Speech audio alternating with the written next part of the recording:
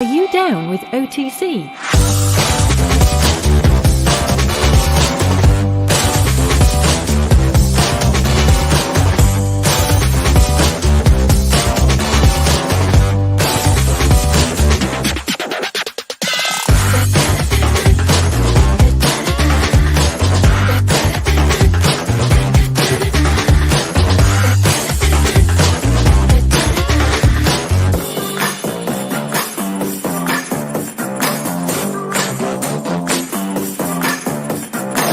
Are you down with OTC?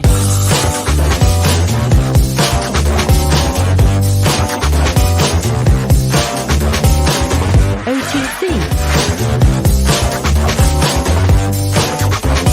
Are you down with OTC?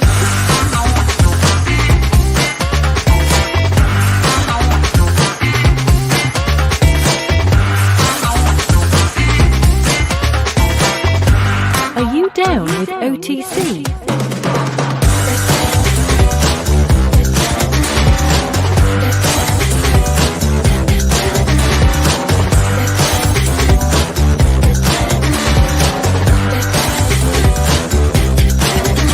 OTC. Are you down with OTC?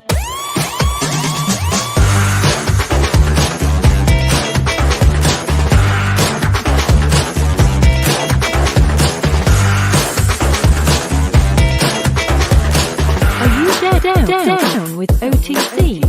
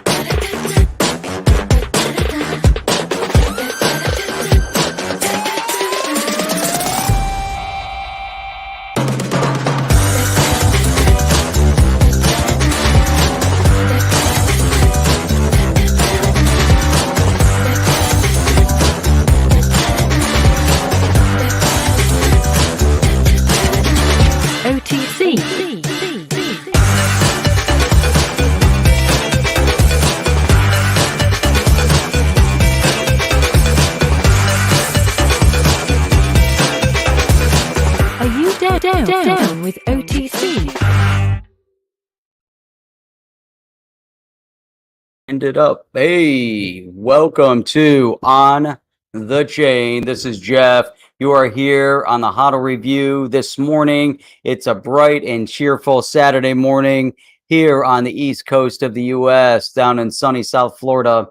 And wherever you're tuning in from, I'm sure it's going to be a phenomenal day today. There's a ton going on. I want to dig in a little bit. I just want to jump right into it because, I was going through this and I don't know, not everybody's going to be interested in the topic as it pertains to Ripple XRP, the interoperability, which is the key to all CBDCs. I don't know why, there's going to be people out there not interested in that. I think everybody is going to want to be interested in the fact that in order for the CBDCs to function, you have to have interoperability. In order to have interoperability, you have to have the rails. You have to have that one asset, that one technology that will facilitate the movement of all money, whether it's a CBDC, a fiat currency, or another cryptocurrency. There's one technology out there right now that was built in order to facilitate that, and that is the XRP ledger, and that is what Ripple built their entire platform on. They're not unique because other companies can spring up and build something comparable on the XRP ledger, or you can try to do it when you're building a Stellar or some of the other technologies that are coming up to try to compete somewhat in the space. I also want to get in and talk about what is going on with the digital asset space as it pertains to China, as it pertains to the U.S. Where in the world is the U.S. in this conversation? And I probably don't have to tell you this because a lot have talked about it already, but Bitcoin is the new gold. We got to talk about it. We got to think that through. in a minute.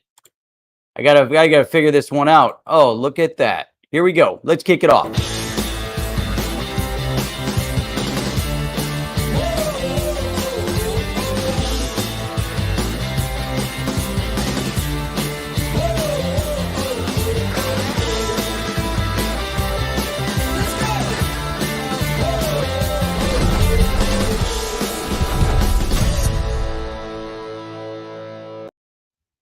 Boom. Look at that. That's how easy it is. And we are back. We're back. So make sure you're out there grabbing your coffee. I just wanted to make sure my microphone was tuned to the right thing, and it is. So you guys should be hearing loud and clear from wherever you're tuning in from. When you come in, make sure you give us a shout out. Just let us know where you guys are tuning in from, what part of the world. It's always great to see where people are tuning in from. We've got Crypto T800, which is tuning in right from the border. Where is he? 3 miles from the U.S. border with Mexico. There you go. Which side of the border are you on? Are you on the U.S. side, or are you on the other side, on the Mexican side? So, all right. No, no Guinness for breakfast today, man. That's it, man. I highly recommend, as we get this started, go out, grab a cup of coffee. Make sure it's strong coffee. We've got the Segafredo this morning. It's a good roast.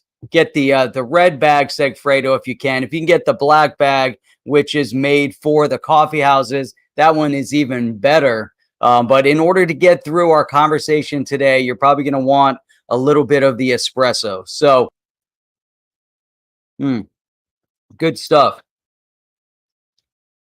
We have a little bit of a light turnout today, but that doesn't matter, because those of you that are here are dedicated and committed and want to have an amazing conversation. We're going to dig in. And by the way, I just want to give a quick shout out for tomorrow, because tomorrow morning at 9 a.m. Eastern Standard Time, we will be doing the second OTC sponsored, on the chain sponsored virtual meetup, which is amazing because the first one was fantastic.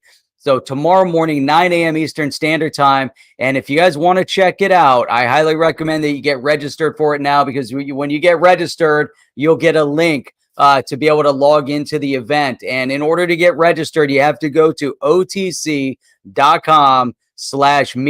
You go to otc.com/meetup, and you'll be able to register for the virtual meetup sponsored by On the Chain that takes place tomorrow morning, Sunday morning at 9 a.m. Eastern Standard Time. Well, if you're over in Europe, it's afternoon. If you're over in Asia, it's probably evening.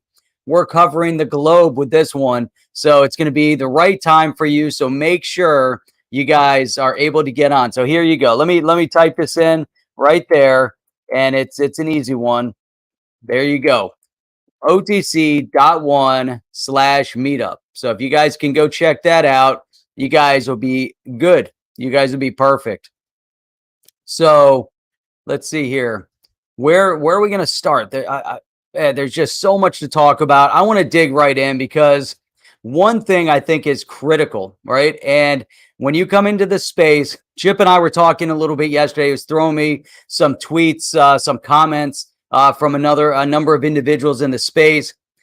He was in one of those clubhouse discussion groups, and then they were tweeting some stuff out, and their whole conversation was centered around trading in the crypto space versus holding and kind of investing it with that expectation for the long-term investment within the digital asset space. So two different investment strategies: the traders that are trading a speculative investment, and the long-term investors that are buying, holding, and with an expectation that as the years progress, that this asset that you're holding, whether it's XRP, Bitcoin, XLM, Cardano, whatever it might be, that over the years that it is going to continue to increase in value as more and more people are actually gaining awareness of the digital asset space. It's the first new asset class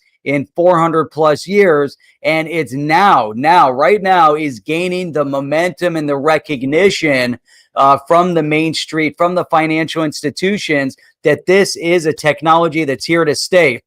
On tomorrow night's roundtable, we're gonna talk a little bit about some of the Ray Dalio comments that we already talked about, where in his opinion, Bitcoin could potentially be made illegal. However, as that conversation is taking place, what are we seeing at the forefront of the investment space from the financial class, from the financial institution class, I should say, as it pertains to this investment, whether it's, again, Bitcoin, Ethereum, XRP, their focus right now. Why? Because of name recognition, branding of Bitcoin. They think very tunnel vision-esque when it comes to the technology. But right now, the big conversation piece is Bitcoin. Whether you're Michael Saylor from MicroStrategy, who put in a whole bunch of money, about $1.5 billion, maybe more. He's holding about $4.5 to $5 billion worth of Bitcoin with MicroStrategy. Then we know Elon Musk, he put in another billion and a half for Tesla. And then you have one after another. There's others that are lining up. And some of the big names that we've heard, Morgan Stanley, Fidelity, amongst a few. Obviously, you have the Grayscale, and you know what they've been doing with the ETF funds, but there's more conversation. So Fidelity is now talking about an ETF, a Bitcoin ETF. Now, what does that mean? If you have the Morgan Stanleys of the world and the Fidelities of the world and all the others that are building ETFs around this investment right now, what is their long-term projection of the investment? Do they feel like Ray Dalio does, that Bitcoin will one day be made illegal? Or are they putting all of this time and effort and packaging these ETFs for the long term? My opinion, it's long-term growth is what their expectation is and their anticipation. And now there's some conversation as it wraps around Bitcoin in terms of what their potential forecast would be. So there's some people that have said, hey, you know what, it's going back to zero. There's others that are looking at it at 60,000, saying 100,000 is a reality. My opinion, I also kind of fall into that camp that at 60,000, 100,000 is right around the corner. Going from 10,000 to 20 to 60 is difficult. And we've seen the number of years that it's taken to really move out of that bear market back to the bull market. But when we saw that first spike to $20,000 back in 2017, 2018 with Bitcoin, nobody expected that to happen. But what did happen was that the mainstream mass media FOMO'd all over it. They were crazy. Oh, the Bitcoin, look at Bitcoin. Nobody knew what Bitcoin was. Maybe there's some sprinkling of conversation, on some TV shows, but all of a sudden, all these financial gurus were portraying themselves to be experts. This is back 2017, 2018. Fast forward a couple years, and many of these financial geniuses of the past, of the brick and mortar financial geniuses, still are not comfortable with the knowledge base that is cryptocurrency. Look at, all of us that are involved in it, and there's new things coming out all the time. Look at the DeFi space and the complexity that is built into the DeFi space as you try to really understand the staking and everything else that has to go with that. Setting up a node. All these different things that you can do. And then when you look at how, Flare Finance or the Flare Network, what does it mean, with some of the technologies that are wrapped and all. So tell me that these financial, gurus like a Dalio or, Jamie Dimon of a couple years ago when he came out and said that Bitcoin was garbage. And now look at them today. So one by one, they fall into place. Why do they fall into place? Because at the end of the day, this technology is significant. It's really, really significant. So let's see here. What's going on here? What are you posting here? Oh, look at this. Bitcoin firms team up to launch clean energy mining venture. So this fits perfectly into place to what I'm going to be talking about. Chip just shot me over a text with a link. But so think about all of this. What's going on in this development? What are we facing right now as we're progressing and the mainstream is progressing into this space? Now, one thing that we see popping up all over, and there's a divergence here because you have Celsius and you see what's going on the Celsius platform that's all about long-term holding, gaining interest on your holding. Do not spend your investment in the crypto space. Now, imagine you're sitting 2016, 2017, and you're holding Bitcoin or XRP or any of them, and you bought in at a low amount. And now you roll around into that 2017 hype where Bitcoin goes to 20,000. Now there's, that emotional part of it where you want to say, hey, I'm cashing out. I'm done. It's at 20,000. I bought it at 100. I bought it at 500. XRP, I got it at 25 cents. It's now at 350. I'm done. I'm out. Or are you looking at this space and saying, this is just the beginning? We're not even there yet. So are you holding and saying, I'm looking out 5 years, 10 years or more into the future for this investment, or are you taking gains off the table right now, taking some profits and moving on? I mean, that's up to each individual person, how their strategy goes. But at the same time, when you look at that, there's a whole nother conversation that we have to dig into, as you're taking profits off the table, which actually Kathy Wood of the ARK Investment Funds brought up. She wrote this article, or she was interviewed actually. And I thought it was very, very poignant because I just went through going through tax preparation, and I had to figure out a way to track every single transaction that I've made through 2020. Now, fortunately, I typically will buy and hold more than I'm selling. However, if there is some movement, then you have to figure out, how do you track it all?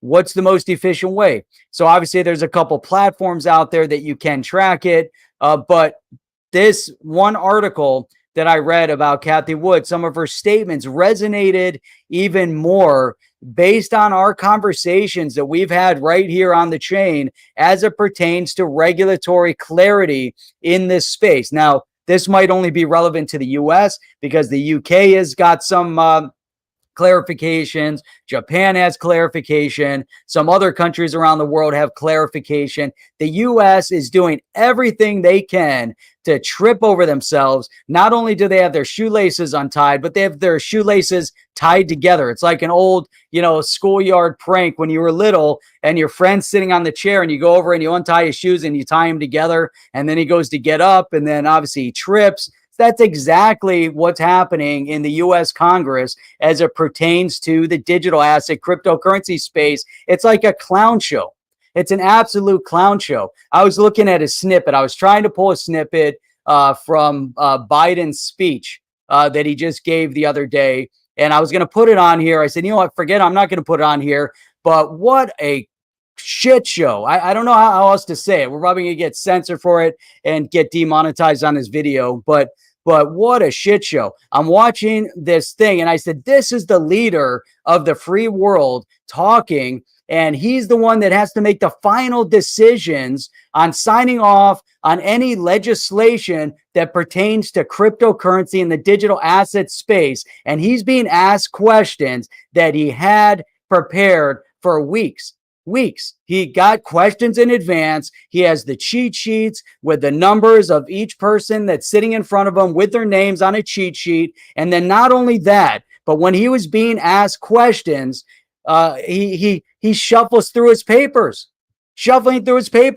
But one of the questions was about Afghanistan, what's going on over there, and troop movement in Afghanistan. And he had to go and actually flip through his cheat sheets to answer his questions on Afghanistan. Now, if you've been sitting in the Senate for as long as he's been sitting in the U.S. Senate, and he can't answer a simple question on troop movement in Afghanistan, then he has no rights, no purpose sitting where he's sitting right now. I know it's getting a bit political, but I'm upset about it because this is the guy that is then also going to make decisions on legislation that pertains to cryptocurrency, finance, and economics. And he's surrounded by a bunch of morons with their shoes tied together. They can't get themselves in a direction where they can actually think. You know, it's unbelievable. It's unbelievable. You know, it's crazy. Ronnie sighs. I don't blame Jeff. Biden is an embarrassment, dude. It's a complete. It's horrible. It's horrible. You know. So, yo, what is up? One rough weekend. Try to say that 5 times fast. And you're awesome. Thanks for the support. Hey, I want to thank everybody also from our show Thursday night. Man, you guys were fantastic. You guys were awesome. It was great. Whoa, what is up? DNI is tuning in to hang out with us.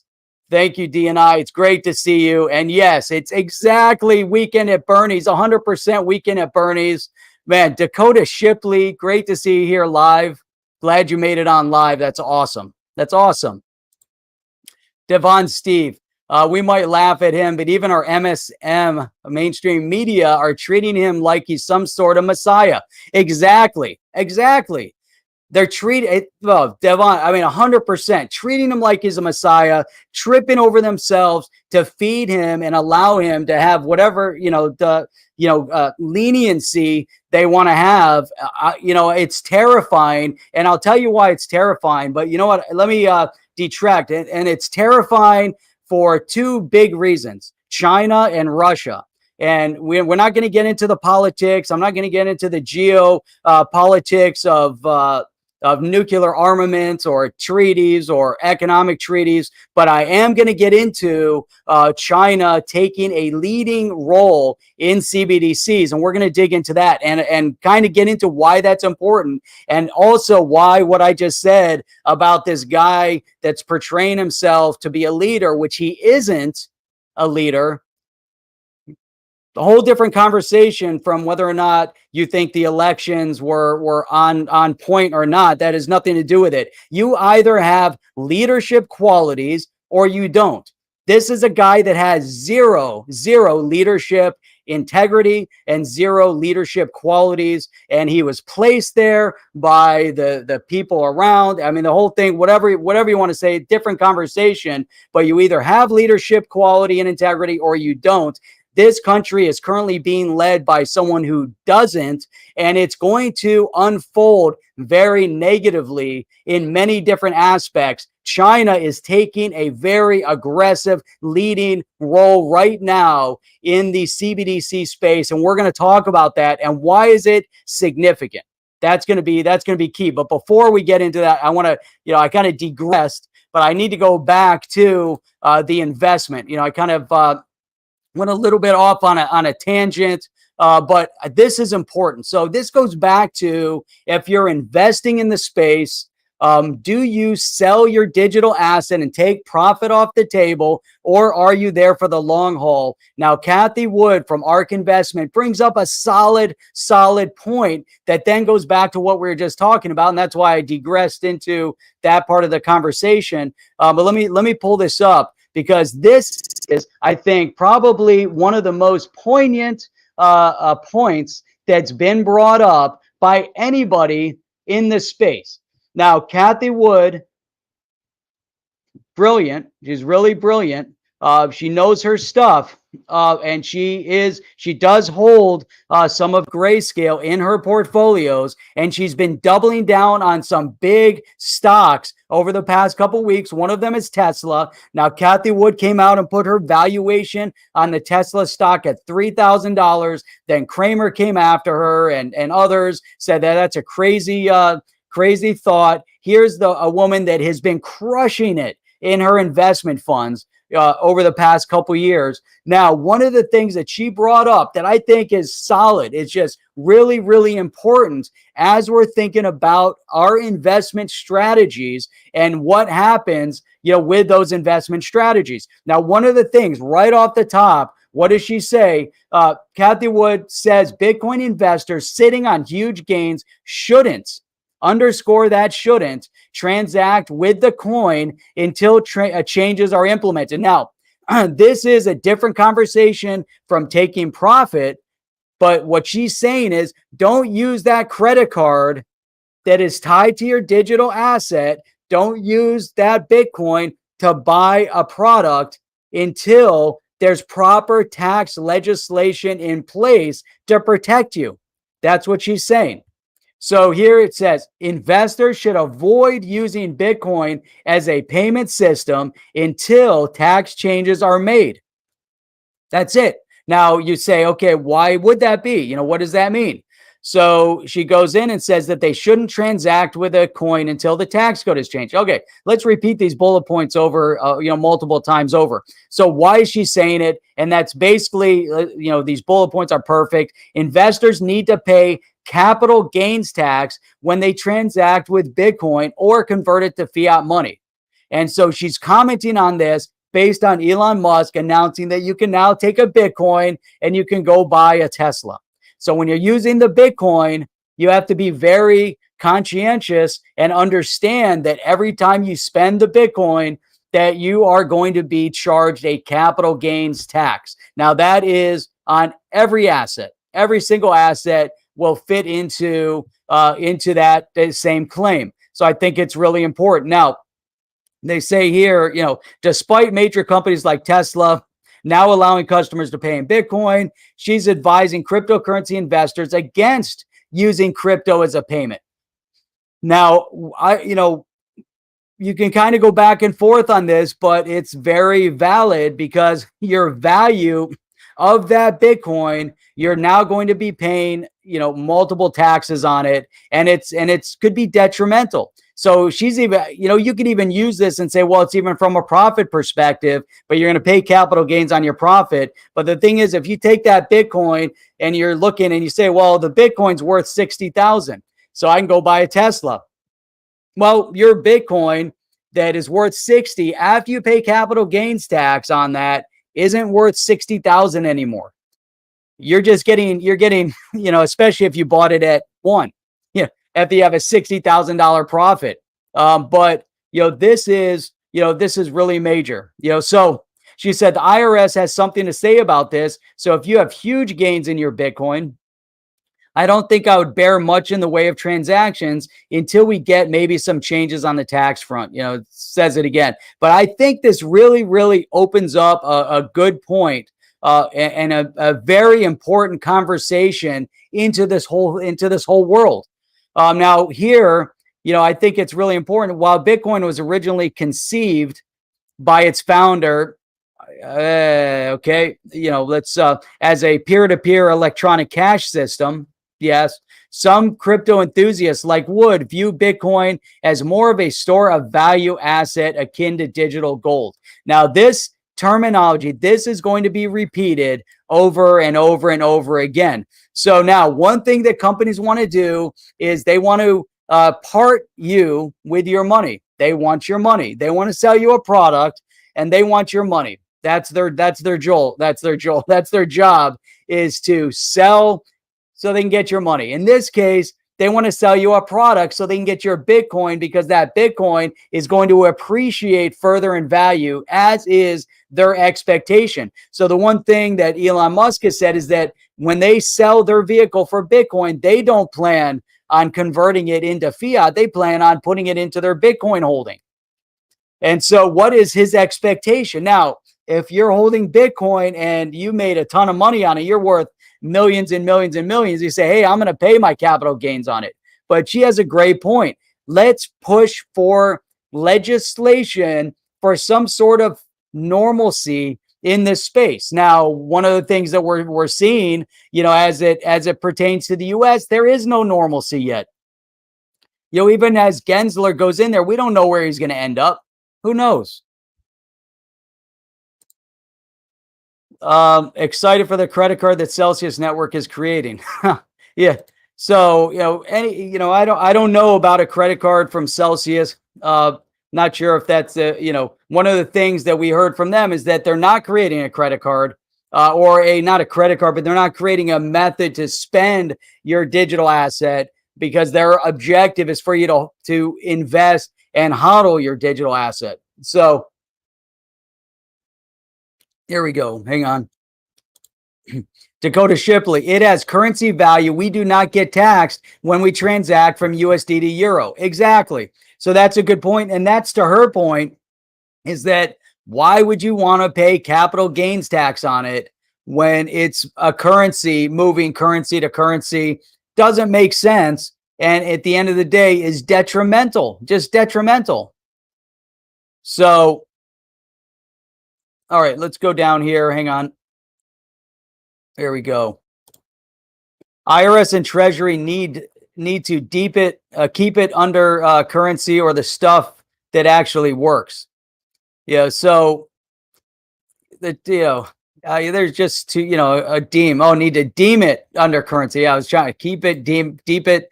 IRS and Treasury need to deem it under a currency or the stuff that actually works. They don't. Man, they're tripping over themselves. They don't even know which way is up. They really don't. It's crazy. They have no idea, no concept.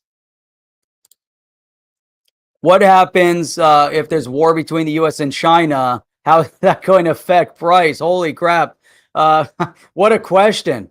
If there is a financial battle between the U.S. and China as they battle it out financially, economically, which we've seen the tensions go back and forth, the levying of taxes and other things on China. But one of the things that we do see, it's more of an economic battle with China.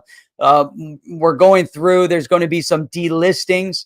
Some major delistings on, from a stock perspective of Chinese companies that aren't 100% transparent with their valuation. So there's some models that are built around it that will be removing Chinese companies from NASDAQ, from NICE, from others, and they will be removing them.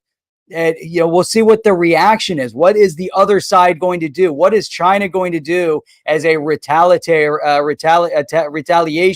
or a retaliatory measure to the U.S. when that happens? We don't know exactly. Is it going to end up in armed conflict? God, I hope not, because Zara, if it ends up in armed conflict, if there's an actual war between the U.S. and China, everybody's in trouble because it is not going to be just a small battle. That will be on the scale of a major world war. So let's hope it never gets to that point. And who knows what will happen? But I don't see that happening. Mutually assured destruction, or MAD, is a very, very persuasive argument when it comes to these big powers. And mutually assured destruction is something that's been on the books for a little while. If you've studied it, but it's basically saying if I shoot a missile at you and I decide I'm going to throw a nuclear bomb and take down one of your cities, you're probably going to throw two back at me. But then as you're throwing two back at me, I'm going to throw two back at you. That's mutually assured destruction. You're basically, that war will wipe you out. So that's not, I don't see that happening to that point. So what I do see, though, is that we have to have more in terms of how are we focusing, on the actual financial economic positioning. So as that gets more into place, and I do believe that, as we're looking at, people like Cathie Wood, who's really, focused on making money and what she is doing and she does best. If you look at, Elon Musk, why did he invest in the Bitcoin? Was it just a marketing ploy, or does he really believe in the potential of the valuation? Michael Saylor, was it a marketing ploy for MicroStrategy, or does he really believe in what could potentially happen? And so that becomes very, very significant in our overall conversation. However, the here and now is even more important, because the here and now, what we're looking at is that we have legislation on the table in other countries, like in Japan. They get it. They're moving forward with the XRP. They're moving forward with the Bitcoin. They're moving forward with building and developing. They're using the ODL. They're using the ledger. They're using, working with Ripple. They're using the technology as it's meant to be and developing in the digital currency space. Why? Because Japan is ahead of the game. Japan gets it. SBI has an amazing CEO that gets it. The US is starting to get it. The politicians don't get it yet, because why don't the politicians in the US get it? Well, their money, comes from sources that don't want them to get it. So if I come to you and I'm the one who gives you your money and I tell you, hey, don't get it, ignore it, what are you going to do? If I say I'm not going to ignore it, well, my money just washes up and I'm going to lose my next campaign. And these congressional representatives get elected every 2 years. So they get elected and they immediately go back on the campaign trail to start raising what? Money. And the lobbyists come knocking on their doors. And so do you think that Swift and the banks and the brick and mortars and the Jamie Dimons of his heyday or others are not knocking on their doors and trying to figure this thing out and saying, hey, what's going on over here? Man, it's deep. It's really, really deep, because that is, a big part of what's holding everything up. And it's massive. It's really massive. But now there's even bigger names in the space, like the Soros Fund Management CIO, who believes that Bitcoin is going to hit like $400,000 in 2021. So you've got Ray Dalio saying it's going to be illegal, and then you've got somebody like some of these big fund managers, big fund managers, wealth managers, that believe that Bitcoin's going to bigger numbers. So what gives? Now, Kathy Wood again brings up the most critical element, which is from a tax perspective. But let's move over to China, because this fits into the narrative very, very well. So one of the things that we focus in on is that XRP, the XRP ledger, is the rail that will move and transact the money. We know the technology is there. We know they've been spending the past 10 years or so building out that solution, maybe 7, 8, 9, 10 years, developing, designing, understanding how do you get the banks, the banking systems, the central banks, the private banks, how do you get all of these banks using cryptocurrency and using the rails? Can you get them to transact in Bitcoin? Probably not. Can you get them to transact in XRP? Probably not yet. But the thing that you can get them to do is, I want you to move your money from point A to point B. You need to transact in fiat, or now we're going to talk about the CBDCs, the digital currencies, but you need to move it from point A to point B, country A to country B. How in the world do you do that if you're operating a silo? How do you do it with instant settlement? There's a lot of talk about instant settlement. Now, a lot of those instant settlements that occur have to do with credit. So Bank A sends Bank B money from one person to the next, but they're basically issuing a credit to Bank B stating that I have person A's money, you can give it to person B. They give it to person B. It looks like instant settlement, instant transaction. I've got my money. I don't have to wait for it. But now Bank B is waiting on the settlement to go through a typical ACH or a typical bank wire, or if it's global, a typical has to go to Swift. They get the messaging, then it goes to a third party, and then you get settlement, and it takes whatever it takes, days and days and days and days. If it's an ACH, 3 to 5 days. If it's a bank wire, all this stuff going on behind the scenes. If it's global, it could take a week. That's how things are currently operating and functioning. But everybody wants the instant gratification, the instant settlement in this digital age. That's what we need, right? Instant settlement in this digital age. And that's exactly what is going to be happening here. And that's exactly, what they're working on. So let's see here, looking at the time. Okay. So let's go into this here. Let's go in. Make sure I got the right one up here. Hang on a minute. Here we go. So what is China doing that is so drastically different from others? Now, one of the big statements, from Jerome Powell in the US, and Chip brought this up a while ago, but one of the things that Jerome Powell had said is that they don't have to be the first, they just need to get it right. So they're going to roll out their digital asset, their CBDC. They don't need to be first, not important to be first, but they have to get it right. Now, so he said it, he basically said it's important for the Fed gets its approach to a digital dollar right rather than leading the pack. However, I want to say that he's both right and wrong in that approach because you don't have to be first. However, when it comes to geopolitics, you don't want to be last. You don't want to be second. When it comes to global economics, you need to have a seat at the table when decisions are being made. The US, based on their thought process, doesn't look like they want a seat at the table. I don't know, maybe there's stuff happening behind the scenes that we're not seeing, but from, every perspective, as you look at it, doesn't look like they have a seat at the table. And we're going to explain a little bit why. We talked about our WTF moment with this non-leadership president in the US, zero leadership quality. That's our WTF moment.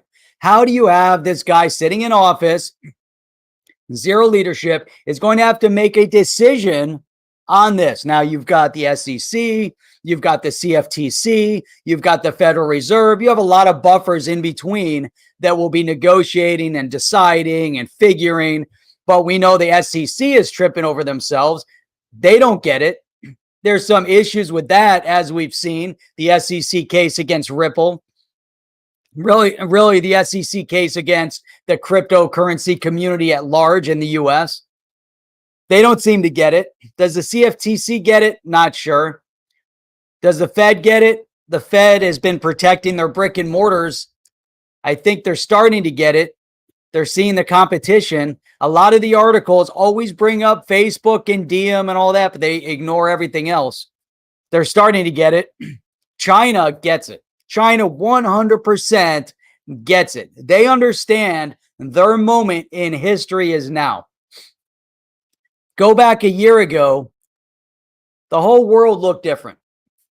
China, our negotiations, everything that was going on looked completely different before the world started shutting down. As soon as the world started shutting down, China started opening.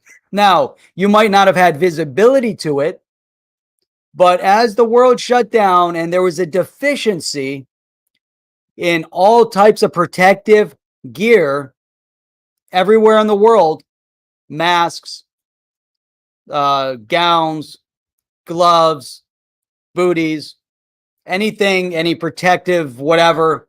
As the world shut down and there was a deficiency of that product, who stepped up to the plate and pumped out millions and millions and millions of that product, and whose factories were working overtime to pump these products out, good or bad, didn't matter. Did it meet quality? Did it not meet quality? China. Pumping them out. Ventilators. Which country in the world had ventilators when nobody else had ventilators? China. They pumped them out like crazy, whether they met the standard or didn't meet the standard.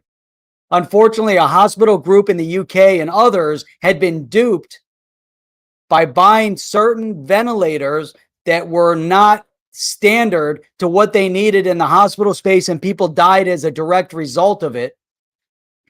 Now, who was there waiting in the wind for that to happen? It was China. China was there pumping out ventilators at 10 times the price that it had been prior to all of this starting. $10,000 ventilators were selling for $60,000 directly from the manufacturers. Now, you can't tell me that they weren't there, prepared ahead of time, ready to take advantage. The mask industry in China was pumping out masks like you couldn't believe, like crazy over in China. Now, during all this time, the other thing that they conceived of, the other thing that they thought very clearly through was their place in history as it pertained to finance and economics in the digital currency space. They've been thinking about it. They've been orchestrating it. They have minds set up that many of them are, controlled in China that are mining Bitcoin. Multiple miners, being built. The primary key miners for Ethereum and Bitcoin coming out of China. Technology being pumped out of China all over the place. Now you saw a little pullback. This is the resistance. But forget about all of that aspect of it. Let's focus on the CBDCs, because China is so far ahead of the rest of the world in this conversation. It's not even funny. While you have this joker in the US, sitting there that has to make the final decision, and he needs to refer back to his notes to answer questions on troop movement in Afghanistan because he can't take it off the top of his head. That's not a leader. Could you imagine Putin in Russia? Oh, wait, I got to look through my notes. Wait a minute. I'm going to look through my notes and see. Oh, yeah, that's right. We have, we're the antagonists here, and we're not going to put up with it. I mean, it's a shit show politically, geopolitically, economically, financially, and how it's going to impact us on the digital asset stage in the US is a tragedy, because for 4 years, 5 years, the congressional representatives in this country created a fictitious narrative that Russia was manipulating our elections, but ignored the fact of what was happening in China and other countries and in the US to manipulate outcomes of elections. It's crazy. So all while they're creating these fictitious narratives, China is getting ahead, right? 8 years of Obama, and Russia was almost non-existent when he took over in office. Russia had no plays anymore in the Middle East. 8 years after Obama, Russia came back to the stage in the Middle East as an influential broker. China, now you have to give it to these guys. You can't say China, you always have to be behind and you always have to be number 2, number 3. But come on, you have to look at your own countries and say, are we going to be a leader in this space, or are we going to take a backseat to history? Do you want a country like China that is a communist, dictatorial type regime to be the country that's making decisions on the standards for cryptocurrency or central bank digital currencies? Is China the country that the whole world wants to be making those decisions? Do you want them in the leadership space to do that? They want to do it. Hey, you know what? All the power to them. That's awesome. President Xi wants to do that. He wants to build amazing companies over there, and the Chinese government gets a seat at the table of every company in China. Once they reach a certain valuation, they get a seat at the table, and they kind of twist some of the narrative of the outcome. I was at a meeting last week, and there were a few Chinese women there that had immigrated to this country, and they said, hey, technology in China is amazing. The growth in China is amazing. But she said the one thing you can't do is criticize President Xi, because if you do, you're going to jail. And she said for those freedoms alone, they left China to come to the US. Not just because of President Xi, because of the whole narrative. They left China, they left the wealth in China to come to the US, mainly because of freedom that you don't have over there. It's a give and take.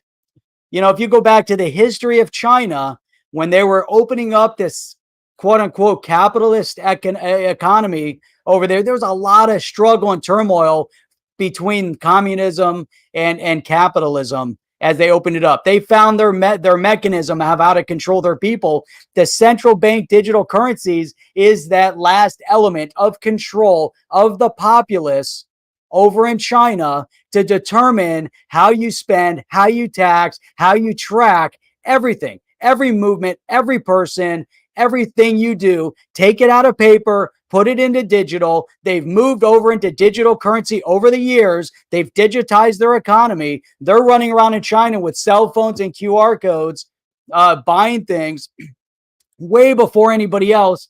They are doing it in order to monitor and track the movements of every single person in China. Prove me wrong, because that's exactly what's happening over there.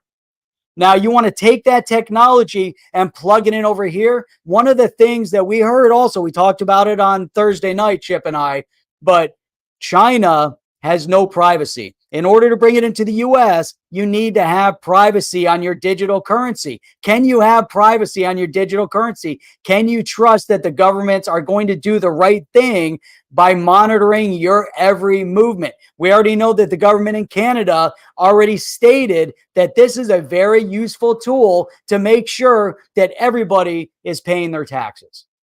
That's it. So now, do we want to take a back seat to China, as they are the ones that are proposing the global rules for central bank digital currencies? Where is the US on this? No place. No place. They're taking no approach. Jerome Powell says, doesn't matter if you're first, you just got to get it right. Well, you better have a seat at the table, because China is dictating the rules for all central banks, all their digital currencies in the world. The global rules. The ones that every movement of every currency from every CBDC in every country is going to follow these rules. And China is taking the approach. They're the ones that are setting the rules. Good for them. You know why? Good for them? Because they are taking a leadership initiative, because they see the future. They see the future. And this is exactly why China is the one that's doing it, because they know the future. Holy cow. It's crazy, right? Reuters is propaganda. It is propaganda, but this is real. Let's go through this. There were other articles. I could have pulled them up. This one was the easiest to pull up. It is propaganda. They are a propaganda tool, and they always have been. But this is legit. So let's look, right? We know that central banks all over the world are looking for a mechanism on how to modernize their financial system, just like they're saying right here, right? What do they want to do? Ward off the threat from cryptocurrency like Bitcoin and speed up domestic and international payments. Is that the case? Are they really worried about warding off cryptocurrencies?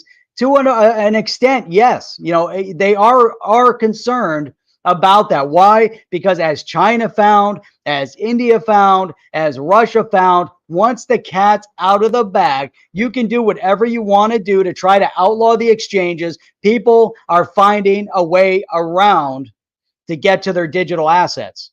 Now, is it a threat to the sovereignty of their currency? Is it a threat to the central banks?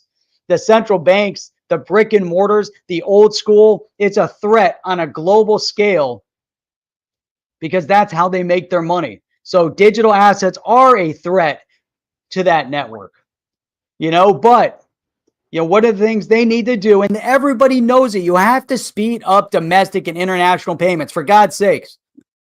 I had a transaction, had somebody send me money, happened last week again, sent it from his bank to our bank. Easy to do. Sent a bank wire, paid us $30. Money never arrived. Like, holy crap. Money doesn't arrive, right? A week later, I sent the money. I sent it a week ago. All right, well, check with your bank. Oh, I finally got a notification that it was denied due to an error or whatever it was. A week. Holy crap. We're in the United States.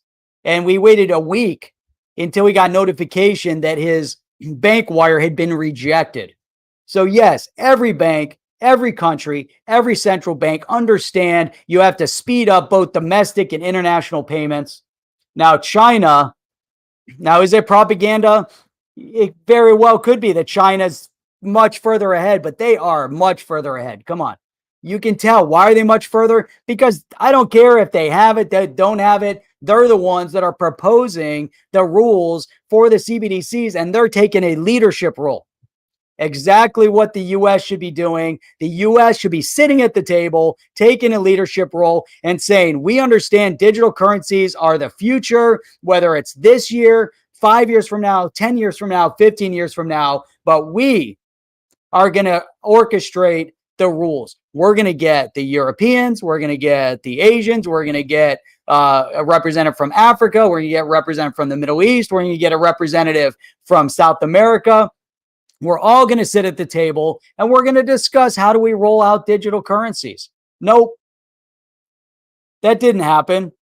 But what is happening is that China, the director general of the People's Bank of China, here is that's not what it is, but their Digital Currency Institute of the PBOC's digital. I guess it is the People's Bank of China, isn't it? Whatever it stands for. Is that what it stands for? Yeah, People's Bank of China. Yeah. So their Digital Currency Institute laid out the new proposals at a Bank for International Settlement seminar, BIS. So they're at the seminar. They said, here's our proposal. We're proposing that we take the leadership on this because you guys are clowns. You guys haven't figured it out. We're going to do it for you. How about that? So they do. Number one on their initiative, interoperability. Now, this is where you get excited because in order for there to be interoperability, should be enabled between their CBDCs, even if it's different jurisdictions and exchanges, they need interoperability. These guys are smart. These guys know what they're doing. I'm not taking away their intelligence. I'm taking away the fact that why are we allowing them to be the ones to orchestrate this? It's insane. So interoperability, yes, you need it. Ripple, XRP. The XRP ledger is the rail to settle and move currencies, whether it's CBDC, fiat, or other crypto. Perfect. They've been working on it for 10 years to set it up. Right? Information flow and fund flow should be synchronized as to facilitate regulators, look at this, to monitor the transactions for compliance. Hey, perfect. Who's going to do that? Who's going to control that? Oh, you know who's going to control it?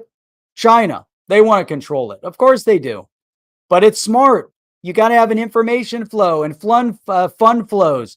Everything needs to be in sync around the world. How about if you have a great solution to do that, right? We also propose a scalable and overseen foreign exchange platform supported by DLT, distributed ledger technology, or other technologies. That's interesting. What does that mean, overseen foreign exchange platform? I like it. I like the XRP built into. How about bring the XRP ledger that has a foreign exchange platform built into it? But they're talking about DLT and other technologies or other technologies. I like it. I like it so far. As digital currencies such as Bitcoin gain more traction with mainstream companies, Now they talk about private efforts like Facebook, Diem. The onus is on central banks to accelerate plans to issue digital cash to fend off threats. But forget that statement. That's coming from the writer, Reuters. The PBOC is aiming to become the first major central bank to issue. Yes, but I believe somebody already did it. But they're major central bank. But we already have countries that have rolled out CBDCs. They want to be the first major one that can dictate and control. And we're going to show that. Part of its push, right, to internationalize the yuan, yes. They want to regionalize. They had the Belt and Road Initiative to regionalize their influence over Asia. That was the Belt and Road Initiative. But they do want to internationalize the yuan, the digital yuan, because they want to displace the dollar as a reserve currency and a trade currency. Reduce the dependence on the dollar-dominated global banking system. Now, the reason why you won't use the yuan is because it's not stable. Now, they artificially prop it up and adjust their exchange.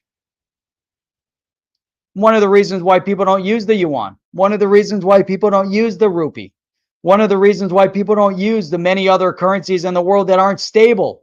You use the dollar because there's relative stability in the dollar. You use the euro because there was relative stability in the euro. You use the pounds because there's relative stability with the pound.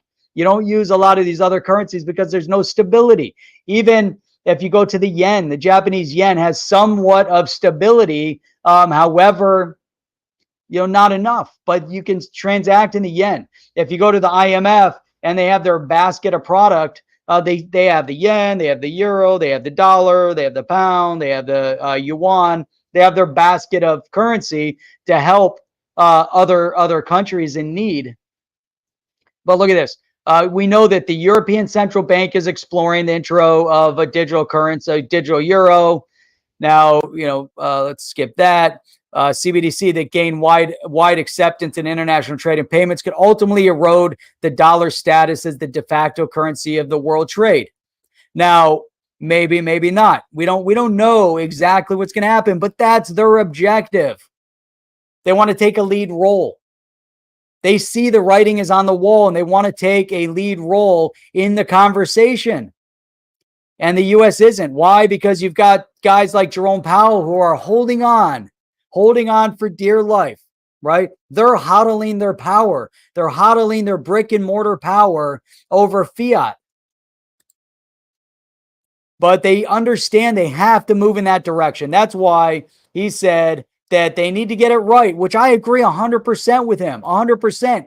You don't have to be a leader in the pack with the first one to roll it out, but you have to be the leader in the pack of the one that's dictating and determining the outcome of policy. Go figure. China said separately on Thursday it would quicken pilot programs to develop its digital yuan. Hell yeah, they're going to quicken it. They added a key global rule should be fair supply of digital currencies by world central banks to continue supporting the healthy evolution. I don't know if that's a direct quote. Maybe that is the fair supply. And then there's some Reuters stuff. But a digital currency supplied by one central bank should not impede another central bank's ability to carry out its mandate for monetary and financial stability. These guys are intelligent. They're dancing circles around the clowns that are running our financials in the U.S. right now. It's a joke. It's a joke. They're just way too smart. They're way too smart. I don't know what to tell you. Holy cow, an hour has gone by. You guys want to continue a little bit more? I've got something else on Bitcoin, on the cost of transacting in Bitcoin. If you guys want to continue, we'll continue on that. Normally, we wrap the show up for an hour, but I've got more, so we can go on. I do want to also give a shout out right now. If you guys are brand new to On the Chain, you've never been here before, hit that subscribe button. Hit subscribe, sub to the channel, and then hit the bell notifier. That all helps our algorithms. And we also make sure that you get notified every time we go live. Now, also, tomorrow morning, 9 a.m. Eastern Standard Time, we are doing a virtual meetup sponsored by On the Chain. Sponsored by On the Chain. Make sure you go over to otc.1/meetup, right? So otc.1/meetup. Go register for that. Join us tomorrow morning at 9 a.m. It's going to be a lot of fun. You get to meet other people in the digital asset space. This is how much coffee I've left. That's how much more time we have. How about that? All right. So now we've kind of talked about the China thing. I think that's significant. We're going to see a lot more roll out as things progress. On that note, let's bring this one up because there's been a lot of conversation. Chip and I have had some disagreement with Ripple on how, those guys are promoting themselves as being green, blah, blah, blah, and all these, all the conversation in green because it's politically correct and it's the thing to say. And it's like back in the 90s, you put a .com after your name because you wanted to be relevant in the .com space. And I promise 10 more minutes. This is going to be a little bit longer of a session only because I want to go into this. I think this part was important and I've got a little bit of time. So So we'll do that. This is the special edition of the HODL review, extra extended length. All right. So Bitcoin mining, right? So there's a lot of conversation and we've seen this whole green narrative of Bitcoin uses too much energy to mine. Now, is that true? Is that the case? And should that be our only focus? Or are they using this as a tool, a political tool, to disenfranchise you from investing in Bitcoin or investing in the technology? So the World Economic Forum came out and said Bitcoin mining uses as much energy as mining for gold, according to a new research. They've said that Bitcoin mining uses as much power as some countries. So what? What does that mean? Is that relevant? Does that have any relevance to us in any way, shape, or form that mining for Bitcoin consumes as much power as a small country? Is that even relevant? Why is that relevant? Why are you going to narrowly focus in on one technology when you don't focus on the others? How much power do all of our electronics in our life consume? Our TVs, our computers. How about data centers? How much power do data centers around the world consume? Is it a net positive to have all these data centers? Yes. Are we going to have a conversation about data centers and say, you know what? They consume way too much power. I think it's bad. I think we need to focus on green. And I think we need to have a different kind of data center in order to manage our data so we don't consume as much power. Okay, and here's a good statement right here. What is that? LLR Jub Jingle. Let's call you Jinx. Bitcoin will innovate energy sustainability. There will be in the future, just like everything else, eventually there will be a better mechanism for mining, for doing the transactions, right? So the whole idea of Bitcoin mining is that it completes the transactions that are occurring around the world. Moving Bitcoin, you're mining. You have the computers hashing it out. Just like everything else. In every solution in the blockchain with a cryptocurrency, there are nodes that are functioning as the validators of the exchange of that asset. That's the reality. Does Bitcoin use more? It does right now. So what? What difference does it make? And why would you make that the epicenter of your conversation as to why your asset is better than Bitcoin? Why? It makes no sense. You know what? Bitcoin is better than gold. How about that as a conversation? You know what? XRP and the XRP ledger is the premier, the best transaction for all currencies. Why? Because it's fast and it has a low cost to the fraction of a penny to the dollar. That's why. And it has all these other great things built into the XRP ledger. Why is it relevant to talk about Bitcoin? Why is the World Economic Forum talking about Bitcoin mining uses as much energy as gold, as mining for gold? New research shows. All right. Well, here's something that you don't think about. When you mine for Bitcoin, you're done. The transaction's finished. You mined, you completed, you got your block, you got your payment in Bitcoin. It's done. Your job is done. Now you move on to the next one. Gold, you mine the gold. You take it out of the ground. You then put it onto trucks. You then bring it to a smelter. You then take out the impurities. You then, once it's smelted, now you've got the final product. Now you've got to move it. Now you got to bring it to the wholesale market. Now from the wholesale market, you have to bring it to the retail market. And then when it goes to the retail market, you have to bring it to the consumer. Are they considering any of the other costs that are involved in the movement of that gold? Now, gold, right? Gold can be used as jewelry, which is when you get to the retail, or it could be an investable where they're investing in and they're using gold for other purposes. Bitcoin is just, that's it. It's a store of value. You're completing the transaction. The cycle is over.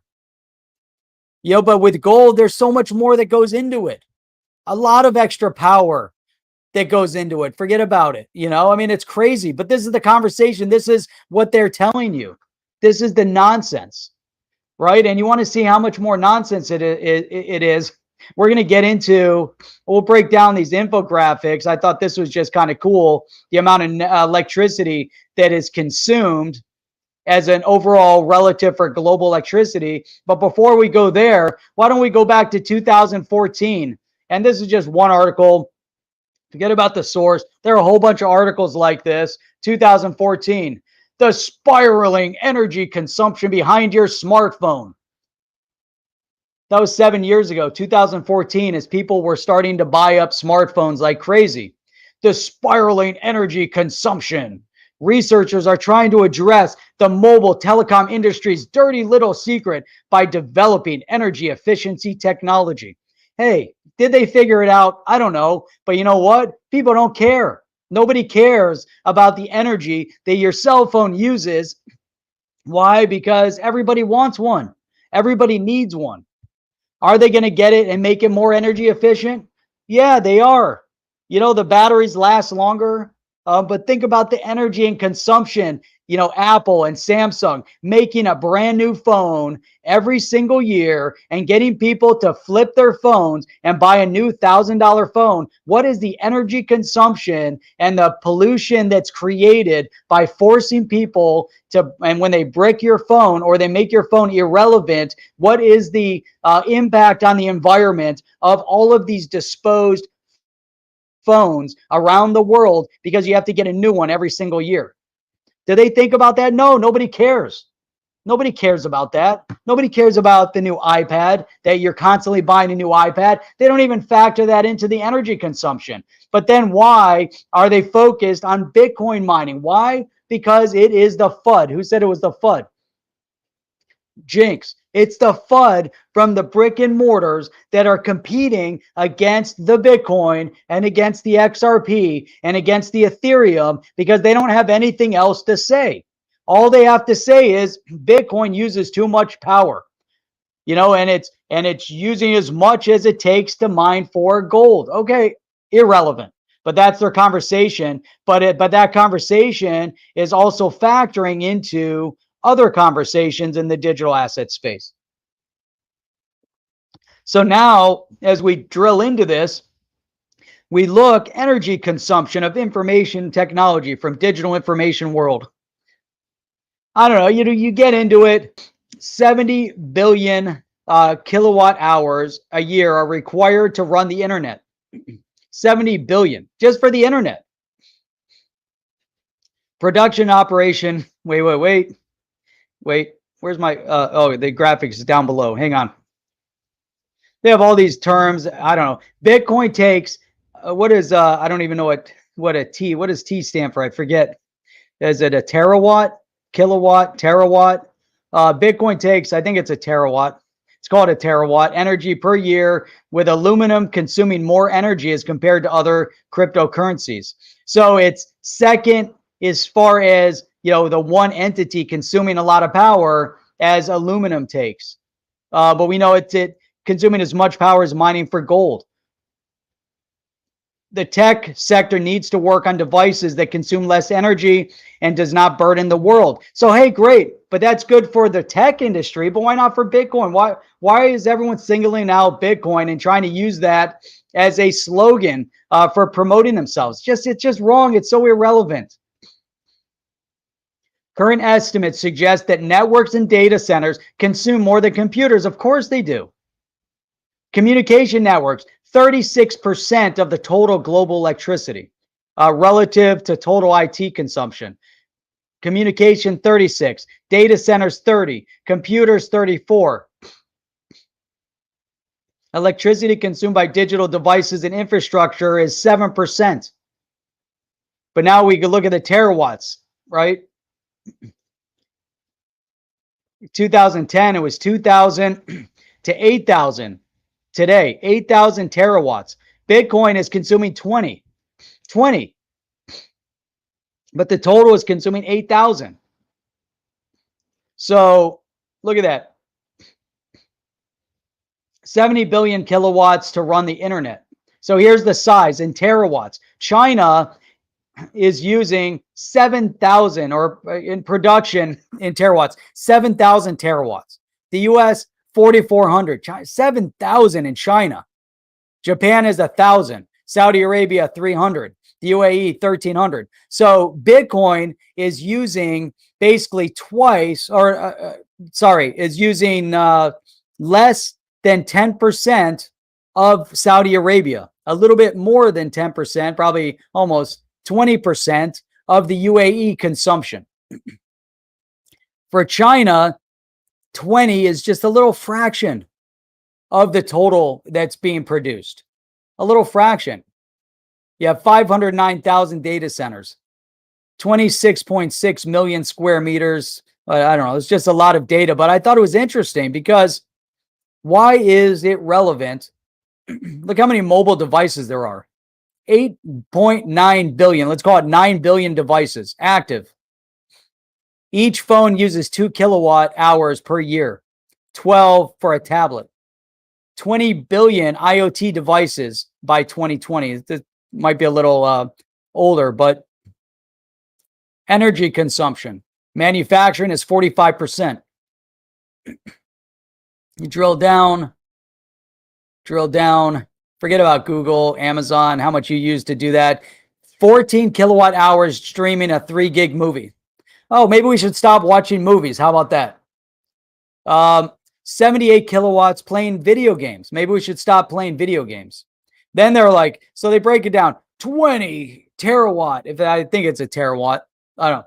Whatever. Bitcoin energy used per year. Second, only aluminum mining was consuming more per US dollar created than the mining of the main cryptocurrencies. That it doesn't even make any sense. But 20, okay. If we start adding up all this, why didn't they add up everything else? Why do they break it down per the individual? You know, I want to know what the total is. Why is the only one that has a total Bitcoin in their research? That makes no sense to me.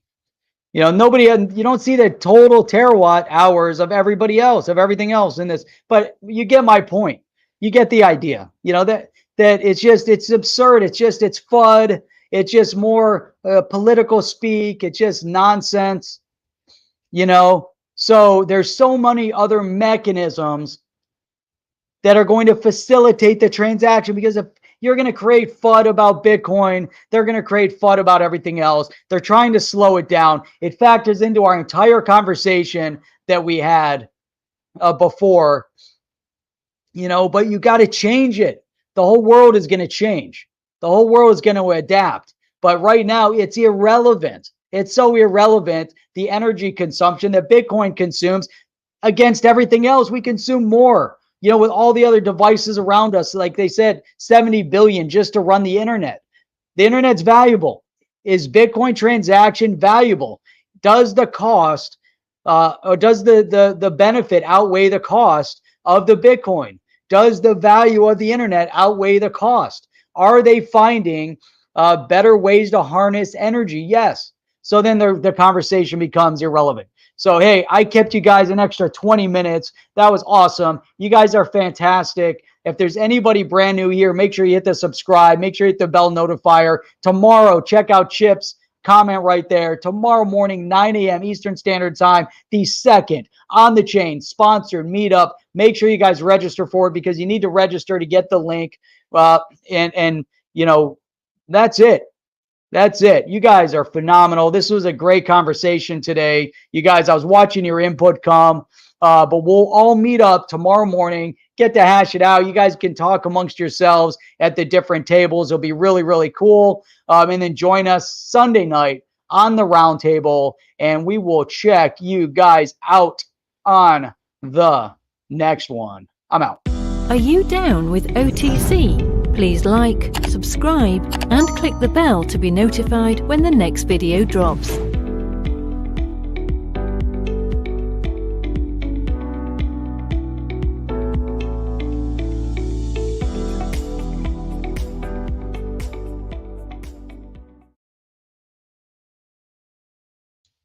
Oh, wait a minute. I forgot to mention one thing. here. I got to mention it right now.